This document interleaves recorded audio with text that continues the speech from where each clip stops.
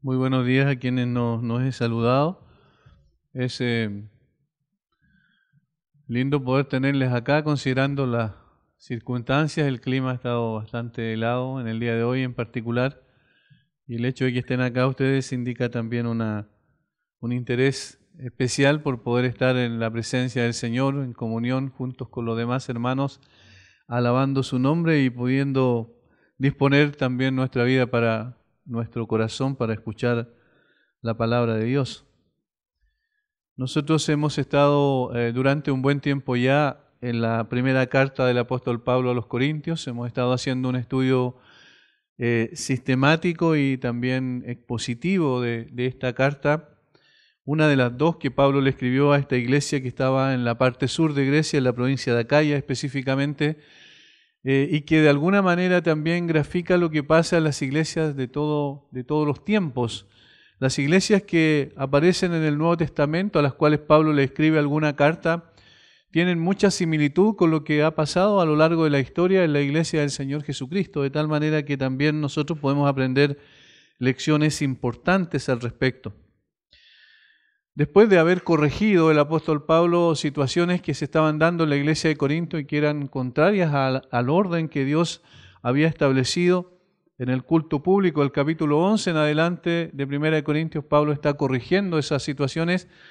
Luego llega al capítulo 15 y comienza una sección totalmente distinta, porque ahora es una parte doctrinal la que él va a tratar en una forma más profunda y tiene que ver con la resurrección del Señor Jesucristo, que es la médula, es lo esencial del Evangelio, porque sin la resurrección, como dice Pablo ahí mismo en 1 Corintios 15, la fe nuestra sería vana y en realidad los predicadores no tendrían ninguna razón de ser, de predicar una fe que no tiene una victoria como es la resurrección del Señor Jesucristo. De tal manera que Pablo allí utiliza 58 versículos para hablar de este tema muy interesante y que tiene que ver con la resurrección del Señor Jesucristo como un hecho. Y él comienza en los primeros versículos a poder mostrar, dejar en evidencia que efectivamente Cristo resucitó. Y menciona a varios testigos presenciales que vivían, muchos de ellos vivían todavía en ese tiempo, por lo cual a la persona que escucharon la enseñanza de Pablo podían acudir a ellos y preguntar si efectivamente eso era así. Habla de testigos de primera mano, de personas a los cuales el Señor se le manifestó, versículo 5, y que apareció a Cefas y después a los 12. Ahí hay dos tipos de testigos. Pedro menciona como al primero, ¿cierto? Después a los 12 en un sentido genérico ese nombre porque eran 11 en ese momento. Judas ya había muerto, como sabemos, porque era un falso creyente. Después apareció a más de 500 hermanos a la vez, de los cuales muchos viven aún y otros ya duermen. Esa es una expresión para decir que ya murieron, pero muchos de ellos ya vivían o vivían todavía en ese tiempo, dice Pablo, y entonces podía corroborarse la efectividad de la resurrección. Alguien, si tenía dudas, podía preguntar a ellos. Pedro también estaba vivo, los 11 discípulos igualmente. Después apareció a Jacobo, dice, y después a todos los apóstoles. A Jacobo, ahí se refiere al hermano del Señor Jesucristo, Jacobo Santiago también, uno de los hermanos físicos, digamos, carnales del Señor Jesucristo, hermanastro, porque eran hijos de María y que no creían en el Señor Jesucristo antes de que Él resucitara de entre los muertos, de tal manera que la resurrección produjo un cambio también, una transformación. Y al último de todo, versículo 8, como un abortivo me apareció a mí, dice el apóstol Pablo. Yo quiero tomar ahora esos versículos del 8 al 11 para poder ver este tema que debe ser también una reflexión para nosotros, que es el poder transformador de la resurrección. La resurrección no solo es un hecho histórico, sino que ese hecho histórico cambia la perspectiva de la vida de las personas, cambia su manera de pensar, cambia sus prioridades, cambia la forma en que ordena su vida. Aquel que tiene como experiencia el encuentro personal con ese Cristo resucitado. No es una ficción, es un hecho histórico, como bien acabamos de decir, y por consiguiente, cuando recibimos esa realidad en nuestra vida, debiese producirse necesariamente un cambio. La resurrección no es simplemente una doctrina para ser enseñada, sino una doctrina que cambia completamente a la persona que la ha experimentado. Y nosotros hemos visto ya anteriormente cómo cambió a Pedro. ¿Recuerdan? Pedro negó al Señor Jesucristo 3 veces y sin embargo el Señor después, cuando estaban pescando en el mar de Galilea, se aparece a ellos, estaba en la playa, come con ellos y luego restaura a Pedro en 3 ocasiones también. Pedro, ¿me amas? 3 veces le hace la consulta y luego restaura la vida de uno de los principales discípulos, que fue uno de los líderes de los apóstoles. Sin embargo, desde ahí en adelante, la vida de Pedro fue completamente distinta. La resurrección produjo un cambio sustancial en la forma en que él comenzó a vivir luego de esa experiencia. Después también a los 11, recuerden que estaban escondidos, estaban afectados por la resurrección del Señor Jesucristo, estaban con mucho temor por miedo a los judíos porque podía ocurrir algo similar con ellos. Sin embargo, cuando el Señor se aparece entre ellos y les dice, pasa a vosotros, y les muestra las manos y los pies, mostrándoles sus heridas, dando a entender que él mismo era el que había muerto, el que estaba delante de ellos resucitado, desde ahí en adelante también se produce un vuelco en la vida de estas personas. Y ahora en primera persona, Pablo va a decir, y también produjo un cambio sustancial en mi propia vida. Y eso es lo que yo quiero que veamos en los versículos 8 al 11. Y al último de todos, como a un abortivo, me apareció a mí, porque yo soy el más pequeño de los apóstoles, que no soy digno de ser llamado apóstol, porque perseguí a la iglesia de Dios. Pero por la gracia de Dios soy lo que soy, y su gracia no ha sido en vano para conmigo. Antes he trabajado más que todos ellos, pero no yo, sino la gracia de Dios conmigo.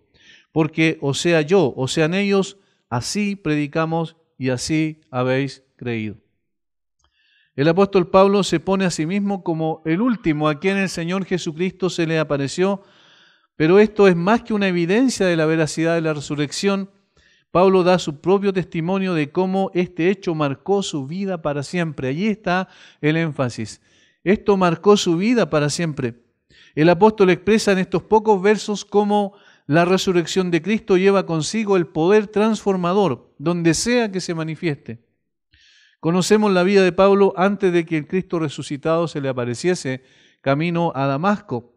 Lucas, el autor del libro Los Hechos, consigna que Saulo, cuál era su nombre antes de su conversión, dice, respirando aún amenazas y muerte contra los discípulos del Señor, vino al sumo sacerdote y le pidió cartas para la sinagoga de Damasco, a fin de que si hallase algunos hombres y mujeres de este camino, los trajese presos a Jerusalén.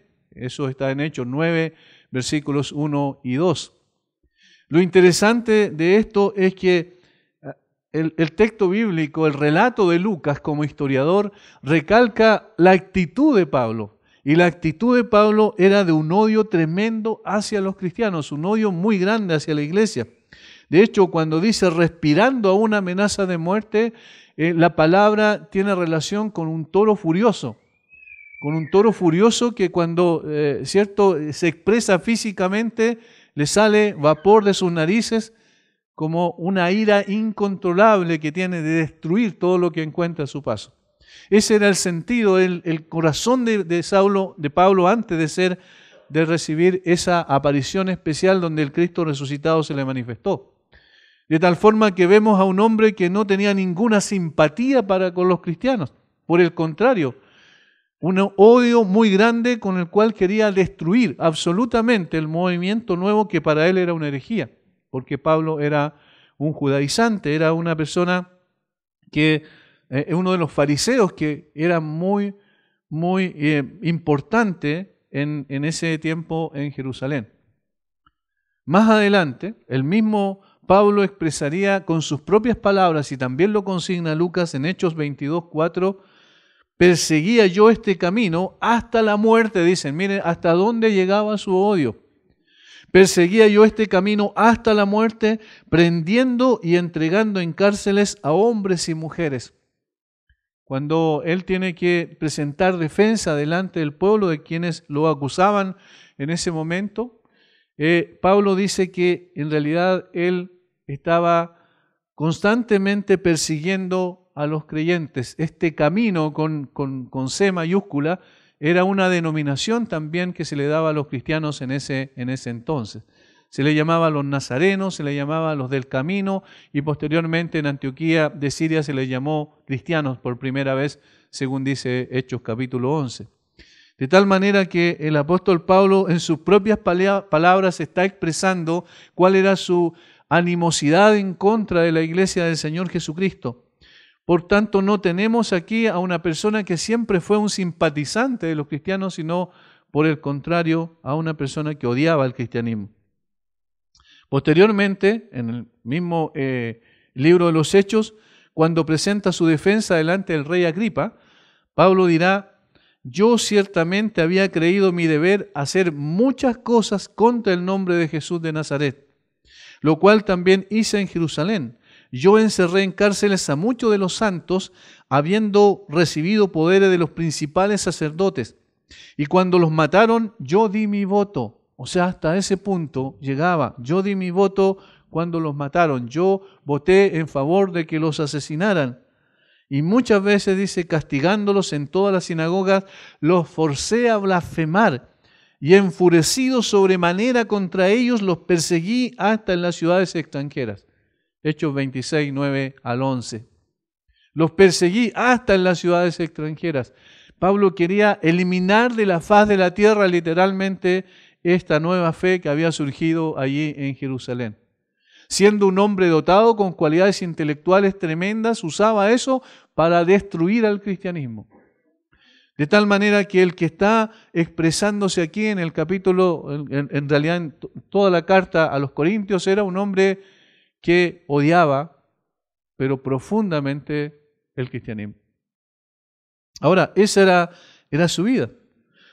Era un hombre absolutamente contrario al cristianismo, un militante en contra de la iglesia de Cristo, un hombre convencido de la veracidad de su religión, un hombre convencido de su propia justicia. Él pensaba que a través de cumplir absolutamente los mandamientos, él podía ser agradable delante de Dios, podía ser recibido y aceptado por Dios. Él estaba percibido de su justicia en base al cumplimiento estricto de la ley. Ese era su concepto, las obras, eso es lo que él pensaba que lo iban a llevar finalmente a una aceptación delante de Dios. Por tanto, no era susceptible a creer en Jesús como el Mesías, el Hijo de Dios. Su testimonio de transformación entonces es una gran evidencia de la veracidad de la resurrección de Cristo, además de una evidencia del poder transformador de la resurrección que produce una persona que se encuentra con el Cristo resucitado. En el día de hoy alguien puede decir, bueno, pero en ese tiempo Cristo se les manifestó, lo vieron y todo eso, y en el día no pasa eso. Y efectivamente es así, pero nosotros tenemos consignado en las Escrituras, en la palabra de Dios, que son veraces estos hechos. Y esto entonces nos lleva a pensar, ¿una persona puede ser creyente sin haber tenido un encuentro personal con el Cristo resucitado? ¿Puede una persona decir con toda certeza que, como cantábamos hace un rato, que nada nos apartará del amor de Dios que es en Cristo Jesús, si en realidad no hemos creído, no nos hemos aferrado a la verdad de la resurrección del Señor Jesucristo? Obviamente que no. Es imposible. Por tanto, todos nosotros participamos de la misma fe de Pablo. Todos nosotros creemos efectivamente que Cristo murió por nuestros pecados y que Cristo resucitó al tercer día. En consecuencia, esa convicción debe llevarnos a un cambio y una transformación total en nuestra vida. El cristianismo no se trata de simplemente dar algunas charlas que motiven nuestra vida, sino que se trata de cambios profundos hechos por el poder de Dios en aquellos que hemos creído. Pablo describe esta aparición a él definiéndose interesante como un abortivo, dice. Y al último, como un abortivo me apareció a mí. Este símil o comparación que usa Pablo puede referirse metafóricamente a dos cosas. Primero, puede indicar una vida incapaz de sobrevivir sin intervención divina. Cuando nace el bebé antes de tiempo, antes del desarrollo correcto, está completamente expuesto a morir, ¿cierto? Lo más probable es que muera si no recibe un cuidado especial. Pablo entonces metafóricamente estaría diciendo que su vida era una vida que nació en esa condición y necesitaba urgentemente la intervención divina para poder tener la vida que requería. Esto debido a que posteriormente el apóstol reconoce que nació muerto e inútil espiritualmente. Eso dice en Efesios 2:1. Y a vosotros estando muertos en vuestro delito y pecado, y también más adelante se incluye él también. Toda la raza humana nace en esta condición, dice. Y también en segundo lugar, se puede referir o puede indicar que fue un nacimiento a destiempo, puesto que no perteneció a los apóstoles que estuvieron con Jesús desde el momento de su bautismo en todo su ministerio terrenal. Por tanto, llegó tarde para ser considerado uno de los 12. De hecho, la resurrección, la aparición de Jesús a Pablo ya fue después del tiempo que Jesús ya había ascendido a los cielos. En cambio, todas las apariciones anteriores fueron antes de que Jesús ascendiera a los cielos. Después de la resurrección estuvo 40 días apareciéndose a los discípulos antes de ascender, y 40 días después de su muerte finalmente ascendió a los cielos. 10 días después vino el Espíritu Santo en el día de Pentecostés sobre los 120 creyentes, de tal manera que lo que pasó con Pablo fue bien interesante. Yo creo que las dos posibilidades caben aquí en que acabamos de mencionar.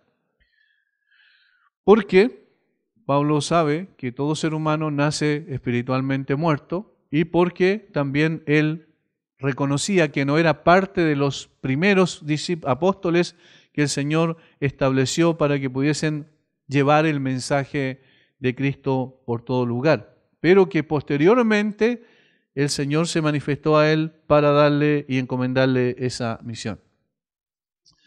Por lo tanto, lo que describe a continuación deja en evidencia el lugar que ocupaba para el apóstol la gracia de Dios en su vida y el poder transformador de la resurrección en aquellos que la experimentan.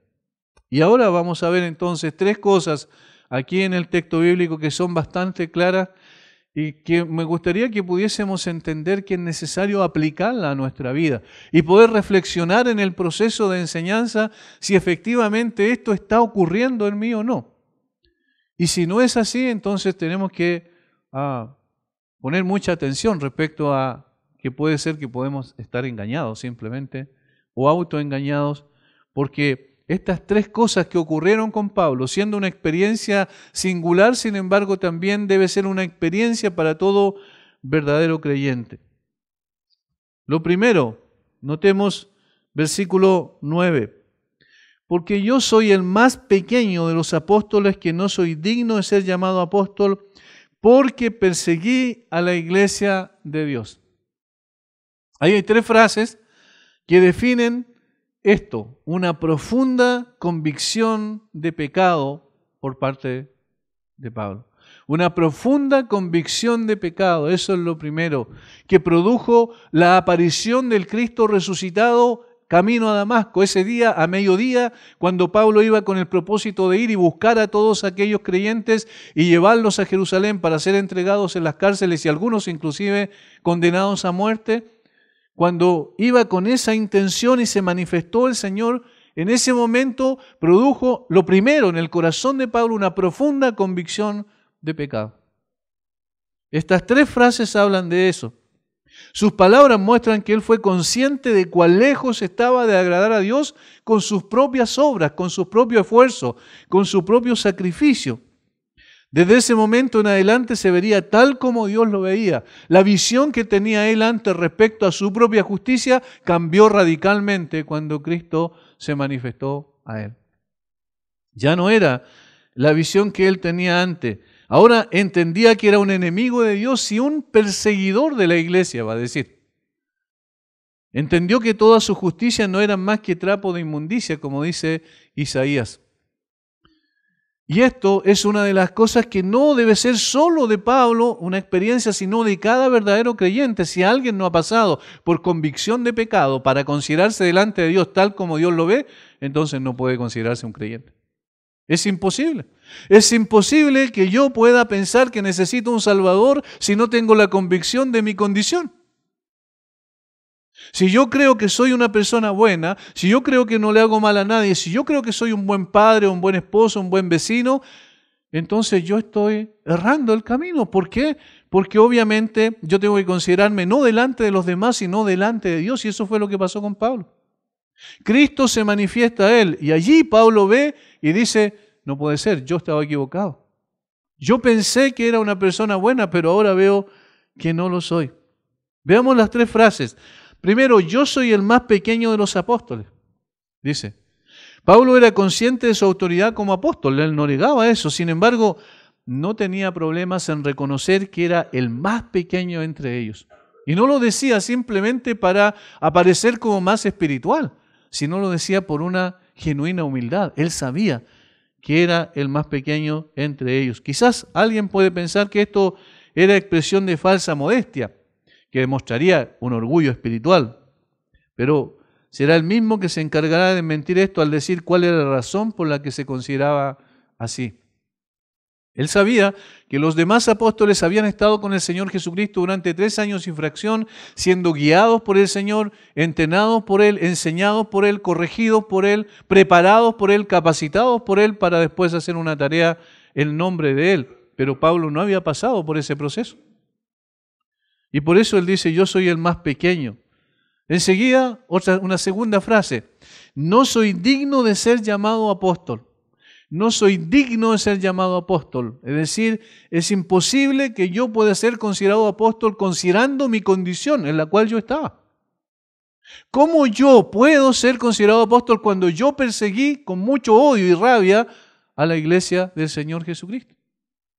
Por tanto, la segunda frase deja mucho más en evidencia todavía que era una situación de un verdadero sentido de quién era él, de su culpabilidad delante de un Dios santo. Era consciente que había sido elegido como el último de los apóstoles, como alguien dijo, como un apóstol extra. ¿Por qué? Aquí está la razón de fondo en la tercera frase. Porque perseguí a la iglesia de Dios. Perseguía a la iglesia de Dios. Esta es la razón más importante.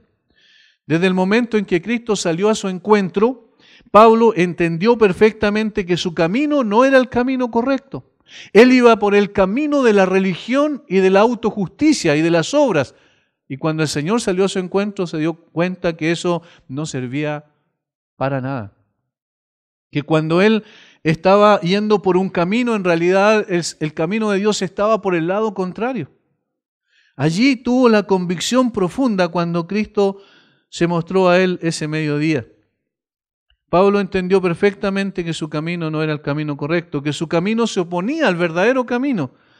Pudo entender plenamente que estaba completamente equivocado y sus crímenes contra la verdad eran develados en su conciencia. Aquí está la parte más importante de la convicción de pecado. ¿Cómo la persona llega a ser convencida absolutamente de su condición cuando el Espíritu Santo, por medio de su palabra, en el caso nuestro, coloca en la conciencia eso que no puede evitar, de lo cual no se puede zafar? El reconocimiento de que es un pecador y ha ofendido a un Dios completamente santo y justo, y que en consecuencia merece la ira de Dios sobre él, que la justicia de Dios venga sobre él. Esta convicción es lo que nosotros tenemos de pecado, es la que nosotros tenemos en la primera predicación de Pedro, cuando se levanta en el día de Pentecostés y predica sobre el Evangelio del Señor Jesucristo. Habla de que Él fue entregado, de que Él fue crucificado, que Él resucitó, que Él fue exaltado y que finalmente fue llevado a la presencia misma del Padre. Después de haber dicho esto, dice Hechos capítulo 2, versículo 36, sepa pues ciertísimamente toda la casa de Israel que a este Jesús a quien vosotros crucificasteis, Dios le ha hecho Señor y Cristo. Después de esto, miren lo que pasó en aquellos que oían ese evangelio. Dice, al oír esto, se compungieron de corazón. Y esa palabra en nuestro lenguaje quizás no es tan gráfica para relatar cuál fue el efecto que produjo. Porque la palabra significa literalmente, fueron golpeados o pinchados violentamente en su espíritu, en su alma, en la parte esencial de su naturaleza. Es decir, fue como un aguijón que golpeó fuertemente su conciencia. Les llevó a considerar su vida delante de Dios tal cual como Dios la veía, no como ellos pensaban que era. Esta es convicción de pecado y es el primer paso necesario para tener una comunión con el Dios verdadero. ¿Qué produjo eso en Pablo? La aparición de Jesucristo. Cuando Pablo dice, ¿quién eres, Señor? Cuando dice eso, ya está produciéndose la convicción en su corazón. Cuando Jesús le dice, yo soy Jesús a quien tú persigues, dura cosa te dar cosas contra el aguijón. Allí en ese momento, Pablo cae, no solo estaba en el suelo físicamente, sino espiritualmente, es humillado y convencido por la presencia del Cristo resucitado. Esto es lo que significa el cristianismo, no es simplemente una serie de enseñanzas que nosotros aprendemos, de ciertas doctrinas o dogmas que nosotros aprendemos, sino se trata de ser expuesto delante del Dios santo y justo, donde no podemos tener excusa delante de Él. Eso es lo que pasó con Pablo. Pablo sentía correctamente que sus pecados eran peores porque era responsable incluso de la muerte de verdaderos creyentes. Encarcelamiento, sufrimiento de cristianos a quienes él persiguió antes que su vida fuera cambiada por Jesús. Era consciente de eso. No es que el apóstol Pablo allí estaba simplemente expresando unas buenas palabras para decir, miren, esto fue lo que pasó, sino que estaba diciendo, efectivamente, yo era un hombre completamente malo, depravado, y yo estaba persiguiendo a los verdaderos cristianos. Los odiaba con todo mi corazón. Pero algo cambió. Alguien escribió, hay peores tipos de pecados. Los pecados que lastiman al pueblo de Dios son especialmente graves a los ojos de Dios. Son especialmente terribles delante de su presencia. ¿Eres tú ahora culpable, ahora o en el pasado, de lastimar al pueblo de Dios? Luego cita a uno de los predicadores más conocidos de la historia de la iglesia, Carlos Spurgeon, donde él dice, Dios recuerda bromas y burlas dirigidas contra sus niños y les ordena a los que andan en ellas que presten atención. Sería mejor que ofendieran a un rey que a uno de los niños del Señor. Y eso es lo que precisamente el Señor le dice a Pablo. ¿Por qué me persigues? Pero Jesucristo ya estaba a la diestra del Padre. ¿A quién estaba persiguiendo Pablo? A la iglesia del Señor. Y la Biblia dice que la iglesia del Señor es el cuerpo de Cristo. De tal manera que cuando se persigue al cuerpo de Cristo, cuando se persigue a los verdaderos creyentes, se está persiguiendo al mismo Señor. Y eso es lo que debiesen tener en consideración lo que estamos viviendo en nuestra sociedad en el día de hoy con todas esas leyes que odian realmente al cristianismo, porque eso es lo que ocurre. Si somos sinceros, lo que está pasando en nuestro país y en todos los países del mundo, están sacando leyes que quieren destruir al cristianismo y sus principios vitales. Sin embargo, esa gente no se da cuenta que está yendo en contra del Dios verdadero. Y el apóstol Pablo ahora, en ese momento, cuando Cristo se manifiesta a él, es consciente de eso. Y es como si mirase su propio corazón y dijera, ¿cómo pude ser yo vivir de esa manera? Pero antes él pensaba que estaba bien. Antes él pensaba que cumplía perfectamente su religión y entonces no había ningún problema. Ahora, no debemos interpretar erróneamente que Pablo tenía un problema, cierto, que no aceptaba el perdón del Señor. No, Pablo aceptó plenamente el perdón del Señor, pero la diferencia radicaba en que él era consciente de dónde había salido, de dónde lo había sacado el Señor. Era un reconocimiento que manifestaba las razones por las cuales no se consideraba digno de ser apóstol. ¿Cómo puede ser digno de ser apóstol? Es decir, un enviado de Dios, eso significa literalmente la palabra apóstol, enviado, cuando en realidad yo iba en contra de Dios. La convicción de pecado y el recordar de dónde me sacó el Señor, ¿saben lo que hace en mí? Produce una gratitud más grande. Como dice el salmista David, me sacaste del lodo cenagoso y del pozo de la desesperación. Él sabe de dónde lo sacó el Señor. Y entonces su gratitud es mucho más grande todavía. Hermanos, si somos verdaderos creyentes, entonces nuestro sentimiento de gratitud a Dios debe crecer exponencialmente en la medida en que vamos creciendo también desde el punto de vista físico, biológico o de madurez. Debemos nosotros manifestar en nuestra vida una gratitud enorme porque ahora sí, y esto es lo segundo que se ve en Pablo, hay una apreciación adecuada de la gracia de Dios. Si hay una profunda convicción de pecado, porque sabemos de dónde éramos, dónde estábamos y dónde nos sacó el Señor, entonces también esto nos lleva a tener una apreciación adecuada o correcta de la gracia de Dios. Notemos lo que Pablo dice a continuación, versículo 10. Pero, fíjense, ahí está el cambio, ahí está el contraste. Pero, por la gracia de Dios soy lo que soy. Qué buena frase esa. Pero por la gracia de Dios soy lo que soy. Yo era un hombre que odiaba a los cristianos, que luchaba en contra de ellos, y cuando Cristo se manifestó, ahora se produjo un cambio rotundo. Ahora entiendo qué es lo que significa la gracia. Hermanos, esto es importante. En la medida en que nosotros todavía tengamos un concepto muy alto de nosotros, pensando que somos buenas personas, nunca vamos a poder ver con claridad la gracia de Dios. Nunca vamos a poder apreciar con claridad el amor de Dios por nosotros. Imagínense lo que eso significa. Por eso es que es bueno entender que esta doctrina de la depravación total del hombre es bueno entenderla en mi propia vida, saber que así fue. Saber que mis pensamientos, sentimientos y voluntad iban por otro camino. Hasta que el Señor llegó a mi vida. Hasta que tuve un encuentro con el Cristo resucitado. Y entonces allí mi apreciación de la gracia cambió notablemente. Miren lo que le hizo lo que produjo en Pablo la aparición de Jesús resucitado. Primero, mirar hacia adentro y decir, no soy tan bueno como yo pensaba que era. No soy una persona justa delante de Dios. Al contrario, soy un pecador despreciable delante de Dios. Llegó a considerar su propia condición. Pero luego le lleva a levantar su cabeza y a mirar la extraordinaria gracia de Dios.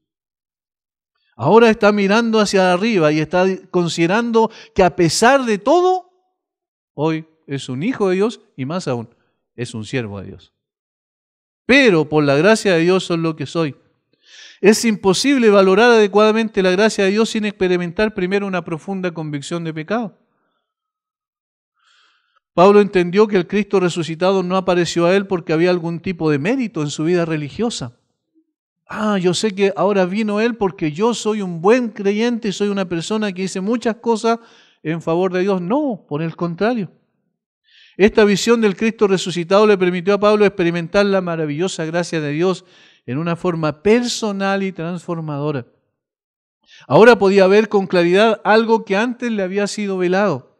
Era como el ciego de Juan 9 que dijo cuando lo interrogaron los fariseos, no sé, una cosa sé, antes yo era ciego, ahora puedo ver.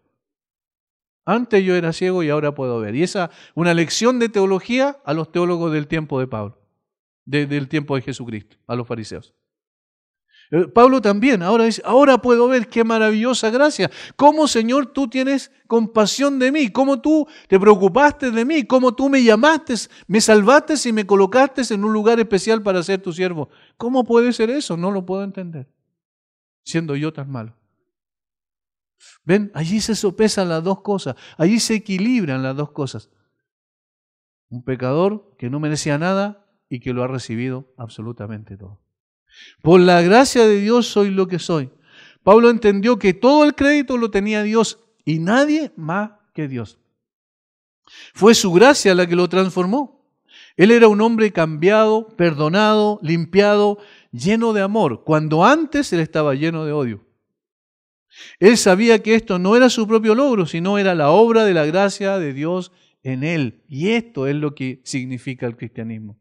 Una persona se maravilla al considerar que Dios, siendo santo y justo, pueda recibir como hijo a una persona absolutamente pecadora e injusta. ¿Cómo puede ser eso? Jesucristo es la respuesta. Ahora, la misma gracia que nos salva, hermanos, es también la misma gracia que nos transforma. Si la gracia no nos está transformando, quiere decir que nunca hubo salvación realmente. Porque la gracia que salva es la que nos transforma. La gracia que salvó a Pablo es la gracia que lo cambió profundamente, en todos sus sentidos. Mentalmente, desde el punto de vista intelectual, emocionalmente, espiritualmente, en todos los aspectos, fue cambiado, transformado por esa gracia. Es imposible decir que somos salvos si no estamos siendo cambiados. Eso es una contradicción.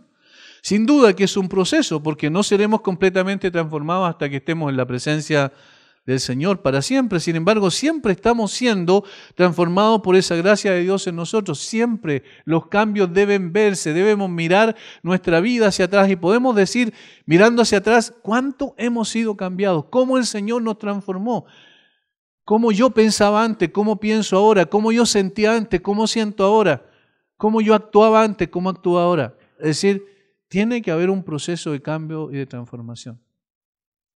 Una de las cosas que me llamó poderosamente la atención a mí, que me llevó a la convicción de la doctrina de la gracia que están en las Escrituras, es el hecho de, desde que el Señor me salvó, empecé a mirar y a observar la iglesia y a darme cuenta que en la iglesia habían personas que estaban 20, 30 años en la iglesia e incluso se jactaban de eso, diciendo yo tengo 30 años en la iglesia, 40 años en la iglesia, y no se veían cambios en esas personas.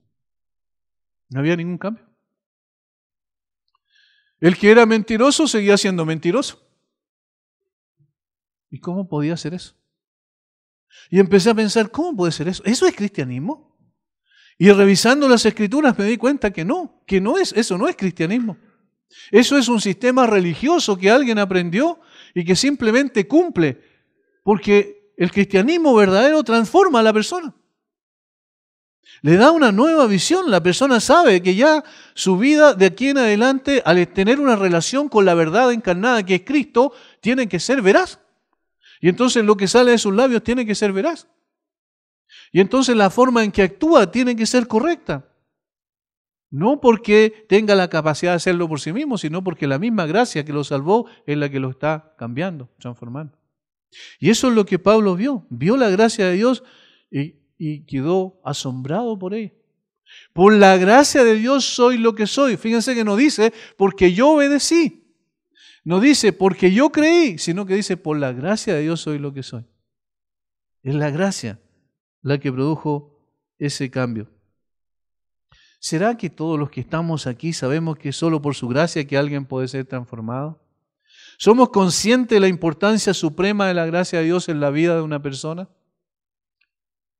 Spurgeon escribió, otra vez cito a este predicador del siglo XIX, puedes ver que la marca de un hijo de Dios es por la gracia de Dios en el hecho de que lo que Él es lo que Dios ha hecho en Él. Es decir, lo que Dios ha hecho en Él se evidencia en un cambio y una transformación. ¿Qué sabes tú acerca de la gracia de Dios? Dice, bueno, yo voy a un lugar a alabar regularmente, puede responder una persona. Pero, ¿qué sabes acerca de la gracia de Dios? Siempre he sido un hombre de bien, honesto, veraz y respetable. Soy un cristiano desde la cuna, dicen algunas personas. ¿Ven? Yo soy un hombre respetable, soy honesto, soy veraz. Me alegra oír esto, dice Spurgeon. Pero, ¿qué sabes de la gracia de Dios? La pregunta no ha sido respondida. ¿Qué sabes realmente de la gracia de Dios? Yo soy un buen vecino, soy un buen trabajador, tengo buena relación con mis colegas en mi trabajo, pero ¿qué sabes de la gracia de Dios? Esa es la pregunta que hay que responder. Ese es el punto. ¿Entendemos esto? Por la gracia de Dios no solo somos lo que somos, sino permanecemos como somos. Deberíamos habernos arruinado hace mucho y condenado a nosotros mismos si Cristo no nos hubiera mantenido por su gracia todopoderosa. Es decir, lo que está diciendo aquí Carlos Spurgeon es que la persona fue salvada y permanece en ese proceso de salvación porque Dios lo preserva. ¿Por qué? ¿En base a qué? ¿Algún mérito de él? No, solamente a la gracia de Dios. Eso es lo que ha hecho la diferencia. A veces conocemos, hermanos, de memoria algunos términos teológicos. Los hemos escuchado tantas veces que parece que han perdido su verdadero significado ya. No nos asombramos al escuchar una vez más que por su gracia somos lo que somos. El apóstol Pablo no tenía esta equivocada apreciación, por el contrario, después de mucho tiempo no había perdido todavía la capacidad de asombro frente a la gracia de Dios que obraba en su vida. Si ahora soy un apóstol, mientras antes era perseguidor, es por la gracia. Ese cambio lo obró la gracia de Dios. Eso es lo que él está diciendo. Por la gracia de Dios soy lo que soy, por la gracia de Dios seré lo que seré. Es decir, un día, si yo creo que un día estaré en la presencia de Dios, es por esa gracia, no por algo que yo hubiese hecho o algo que yo haga. No hay otra forma en que un Dios santo pueda relacionarse con una criatura llena de pecados. ¿Han pensado en eso? ¿Habría otra forma? Imagínense que el Señor dejara a un lado su gracia y dijera, ahora me voy a relacionar con esto. No habría ninguna esperanza para nosotros, porque solo se relacionaría en base a lo que merecemos. ¿Y qué merecemos? La justicia de Dios, la ira de Dios sobre nosotros, la condenación entonces. No habría ninguna esperanza. Y por eso es tan importante que la gracia haya venido a nosotros. Nosotros no hemos visto físicamente a Cristo resucitado, como dije yo, pero sí hemos creído que Él efectivamente resucitó. Por tanto, también debemos manifestar en nuestras vidas cambios derivados del poder de esa resurrección en nosotros. No es el cumplimiento de algunas cosas. No es el cumplimiento de algunas cosas como antes decíamos, pero yo me congrego, sí, pero yo oro de vez en cuando, sí, pero yo leo la Biblia de vez en cuando, así que estoy bien, no hay problema. No, esas son cosas que aprende cualquier persona y cualquier persona la puede hacer. Pero los cambios, las transformaciones del carácter espiritual de alguien, eso no lo puede hacer nadie más que la gracia de Dios. Esa es la diferencia. Este es el segundo cambio que se dio en la vida de Pablo, producto de la aparición de Cristo resucitado, una apreciación correcta de la gracia de Dios.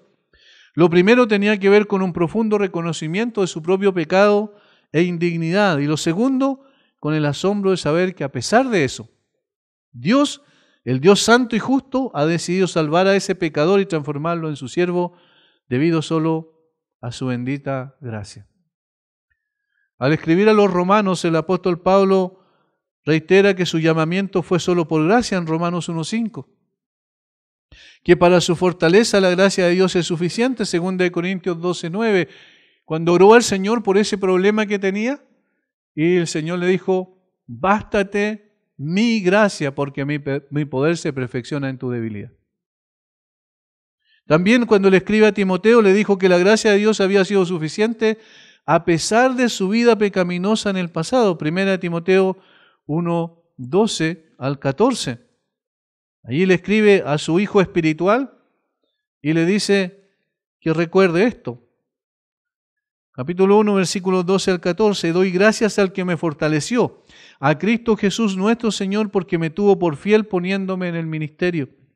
Habiendo yo sido antes blasfemo, perseguidor e injuriador, mas fui recibido a misericordia porque lo hice por ignorancia en incredulidad. Pero la gracia de nuestro Señor fue más abundante con la fe y el amor que es en Cristo Jesús. La gracia de Dios fue más poderosa. Donde abundó el pecado, sobreabundó la gracia. Pablo valora la gracia porque sabía de dónde el Señor lo había sacado y dónde lo llevaría por gracia. Por tanto, él respondería a esta gracia, y eso es lo tercero, con un arduo trabajo en la obra del Señor. No para ganar el favor de Dios, sino debido a que Dios lo había sacado de esa condición por gracia en forma oportuna. Y esto es el tercer punto. Una reacción consecuente con la gracia recibida. ¿Cómo reacciona una persona que es consciente de la gracia de Dios? Y aquí Pablo va a decir, versículo 10. Y su gracia no ha sido en vano para conmigo. Antes he trabajado más que todos ellos. Miren lo que provocó en Pablo. La gracia de Dios llegó a ser el combustible que prendió el motor de Pablo de una manera totalmente distinta a la senda que tomó antes del judaísmo tradicional, y viene y conoce a Cristo resucitado y entonces comienza a trabajar arduamente por la obra del Señor. Pero no para ganar algo, no para tener una mayor aceptación delante de Dios, sino como consecuencia de la gracia. Por eso es que decimos una reacción consecuente con la gracia recibida. ¿Por qué hacemos lo que hacemos en el contexto de la iglesia? Simplemente porque somos conscientes de la gracia de Dios, porque hemos llegado a tener una convicción de pecado profunda de nuestra realidad. Sabemos de dónde nos sacó el Señor, sabemos por qué nos sacó de allí y sabemos para qué nos sacó de allí. Antes éramos esclavos del pecado, ahora siervos de la justicia, dice Pablo en Romanos. Entonces Pablo, esto lo llevó a una motivación especial. Esto lo llenó de fuerza para poder trabajar para el Señor. Pablo se apresura a decir que lo que él hacía, el esfuerzo que hacía, no lo hacía él, sino la gracia. Versículo 10 al final, pero no yo, sino la gracia de Dios conmigo. ¿Ven? ¿Qué es lo que lo transformó en el mayor, quizás en términos de lo que dice la Escritura, en el mayor predicador de la iglesia del Señor Jesucristo? En el hombre que fue por todos lados, incluso llegó a Europa. Tenemos ahí la iglesia a los filipenses, es decir, la carta a los filipenses, la iglesia de Filipo, la iglesia de Tesalónica, la iglesia de Corinto, esta misma iglesia. ¿Qué lo llevó a Pablo a ir por todos lados predicando el Evangelio? Fue la gracia de Dios, el ser consciente de que la gracia de Dios era suficiente para salvarlo a él y entonces era suficiente para salvar a cualquiera. Eso es lo que lo motivó. No es suficiente con tener una profunda convicción de pecado y una apreciación correcta de la gracia de Dios. Es necesario reaccionar también consecuentemente con la gracia recibida. Esta debe ser el motor de la vida de un creyente. No necesitamos más que tener claro que todo lo que somos y lo que seremos se debe solo a la gracia de Dios en nosotros para trabajar arduamente en la obra de Dios. Desde el mismo momento en que Cristo apareció a Pablo camino a Damasco, éste consagró su vida completamente a trabajar para el Señor. Si nosotros vemos lo que pasó después de su conversión, Hechos capítulo 9, echemos un vistazo allí a lo que pasó después de que el Señor vino a su encuentro. Después lo envió a una casa, a la casa de Ananías, ¿cierto? Lo llevó a una casa y llamó a Ananías para que entrara donde Pablo, versículo 17, Hechos 9, 17. Hechos 9:17, fue entonces Ananías y entró en la casa y poniendo sobre él las manos, dijo: hermano Saulo, el Señor Jesús, que se te apareció en el camino por donde venías, me ha enviado para que recibas la vista y seas lleno del Espíritu Santo. Y al momento le cayeron de los ojos como escamas y recibió al instante la vista, y levantándose fue bautizado. Y habiendo tomado alimento, recobró fuerzas y estuvo Saulo por algunos días con los discípulos que estaban en Damasco. Versículo 20. Enseguida, ¿qué hacía? Predicaba a Cristo en la sinagoga diciendo que este era el Hijo de Dios. Y todos los que le oían estaban atónitos y decían: ¿no es este el que asolaba en Jerusalén a los que invocaban este nombre y a eso vino acá para llevar los presos ante los principales sacerdotes? La gente quedaba asombrada. ¿Cómo puede ser? ¿Qué produjo el cambio en este hombre? Versículo 22, pero Saulo mucho más se esforzaba y confundía a los judíos que moraban en Damasco, demostrando que Jesús era el Cristo. Miren la vida, el cambio que se produjo. Miren cómo él apreciaba las cosas de una forma distinta. ¿Qué lo llevó a eso? La gracia de Dios que estaba obrando en él. Y luego entonces más adelante, él tuvo una vida de privaciones tremenda. Pasó por situaciones dificilísimas. Fue azotado en varias ocasiones con 39 azotes, según la costumbre de los judíos. Fue encarcelado. Estuvo, como él mismo dijo, fue como náufrago. Recuerden, cuando iba camino a Roma y quedó ahí en esa isla como náufrago. ¿Cuántas veces sufriendo una serie de situaciones difíciles en contra de él?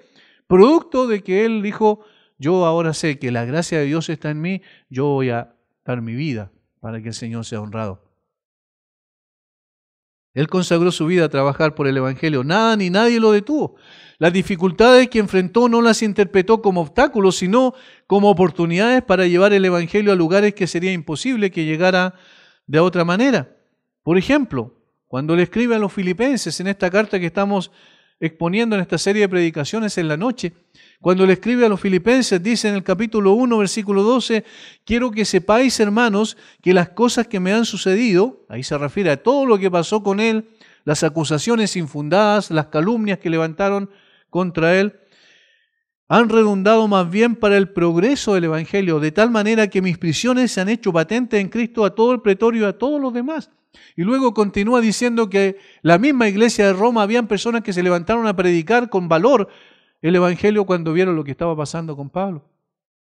Es decir, él no estaba interpretando ahora las aflicciones que tenía en base a su sufrimiento personal, sino cómo esas aflicciones podían aumentar la posibilidad de que el Evangelio llegase a otros lugares.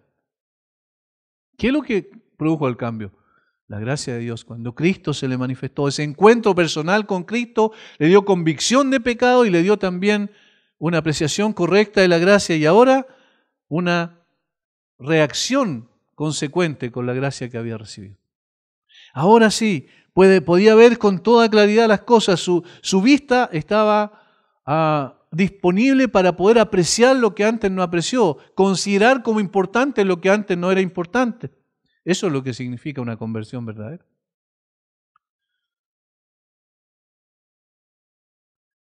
Pablo se apresura a decir que no fue él el que trabajó, sino la gracia de Dios con él, de tal manera que quedará claro que no eran sus fuerzas, su capacidad o atributos especiales, sino la gracia la que lo impulsó a servir al Señor con tanta dedicación.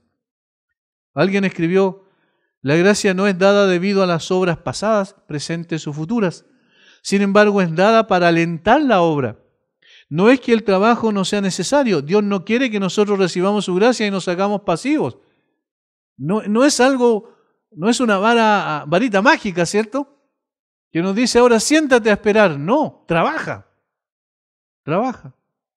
Es una situación similar cuando alguien dice, bueno, he estado aquí en la casa orando para que el Señor me dé trabajo y no busca trabajo. Sería absurdo, ¿cierto? No, la gracia de Dios en nosotros nos lleva a decir, bueno, voy a servir al Señor. No porque alguien me pidió, no porque alguien me lo esté exigiendo, sino porque entiendo que lo que el Señor hizo en mí fue para que yo me transformara en un instrumento en sus manos. Pablo sabía que Dios da su gracia, nosotros trabajamos duro y la obra de Dios es hecha.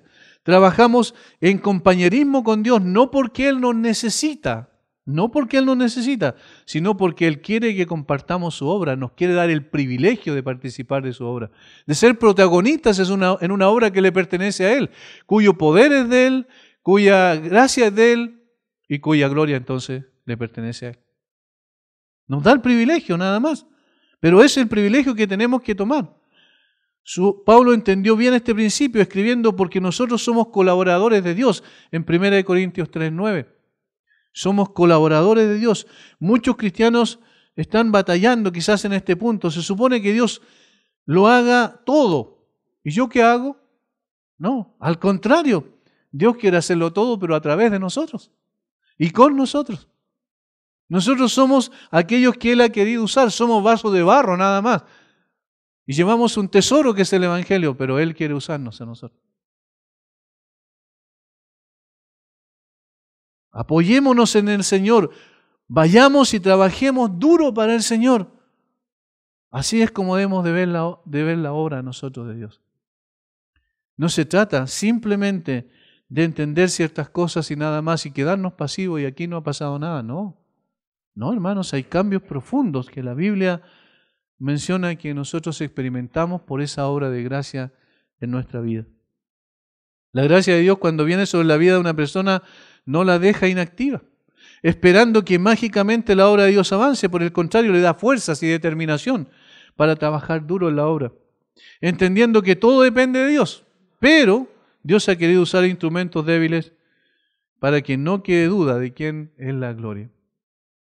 La misma gracia que nos salva nos llama a su obra, es la misma que nos mueve a servir al Señor también con dedicación y fortaleza.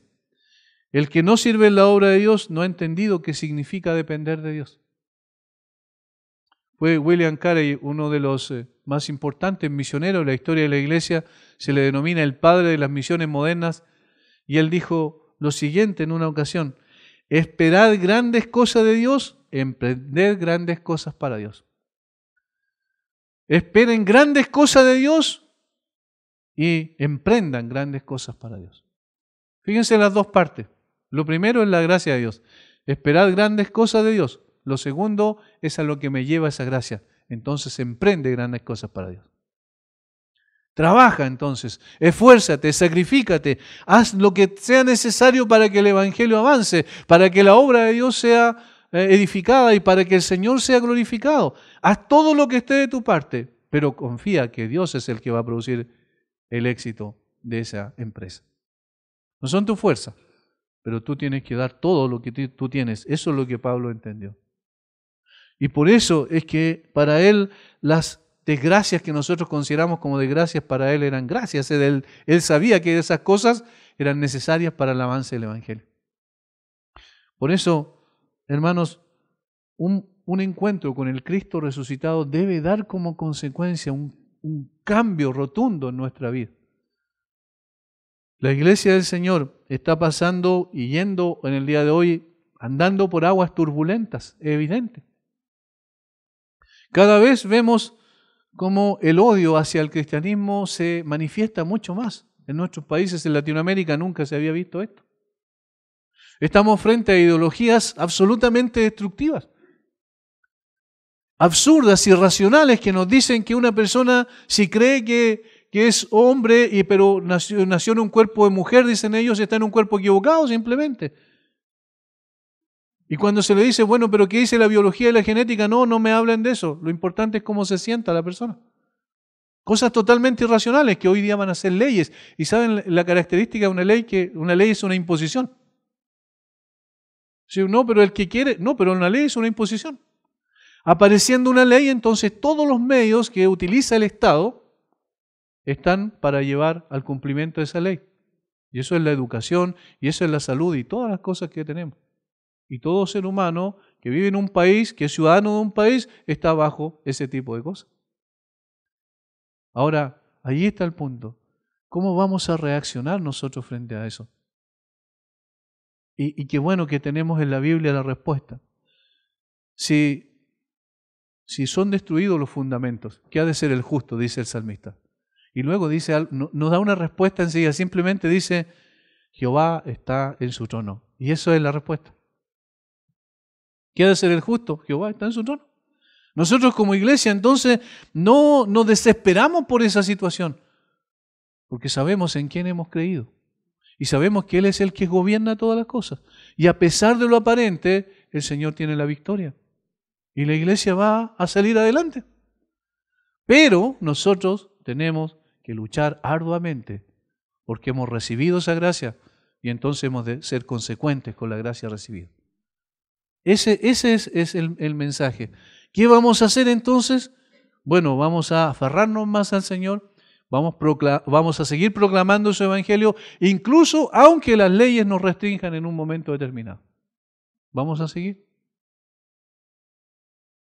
Y Dios es el que, por su gracia, nos va a dar la victoria.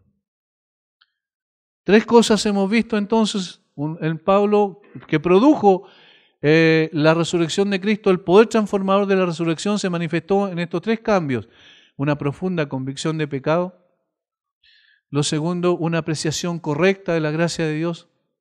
Y lo tercero, una reacción consecuente al haber recibido esa gracia en su vida, que es trabajar con todo para que el Señor sea glorificado.